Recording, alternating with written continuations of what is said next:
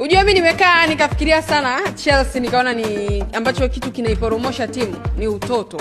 Yaani kiuhalisia ukija pale Premier, Chelsea ndio timu ambayo ina wachezaji wadogo wengi zaidi. Na average ya umri wa wachezaji wa Chelsea ni miaka 24.4. Utaweza kuona ni timu ambayo ina watoto wengi sana.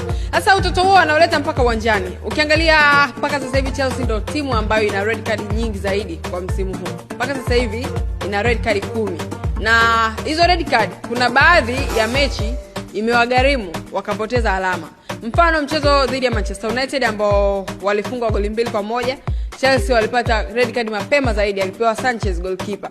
Lakini pia mchezo wa juzi dhidi ya Burnley ulioishia kwa sare ya 1-1, Chelsea walipata kadi nyekundu, alikuwa ni Wesley Fofana. Ndio mchezo dhidi ya Arsenal ambao uliishia kwa sare, mchezo wa mzunguko wa kwanza, Moise Caicedo alipata red card. Na mchezo wa juzi ambao Chelsea pia alipoteza dhidi ya Arsenal, Pedro Neto naye alipata red card. Unaona ni jinsi gani ambavyo wanadondosha alama kupitia red card.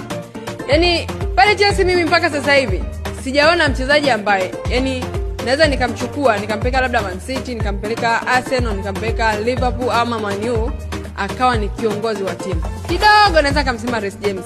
Lakini Reece James naye ndio huyo kila siku ana injured, ndio bahati mbaya. Kwa maana kwamba hiyo inaweza kawagharimu hata msimu huu wakiendelea hivyo wakaishia katika mechi za Europa ama Conference. Lakini kuna hatihati kubwa sana usione Chelsea akaenda kushiriki michuano ya UEFA msimu huu. Angalia mpaka sasa hivi kwenye msimamo wa ligi ya Uingereza wako nafasi ya 6 ambapo pia wanakaribiana na Brentford, wanapishana kwa alama 2.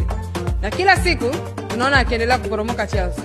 Kuna namna ambavyo Chelsea anatakiwa jiangalie, maana hata kocha wao mwenyewe ukimwangalia Liam Rossina bado ni mdogo.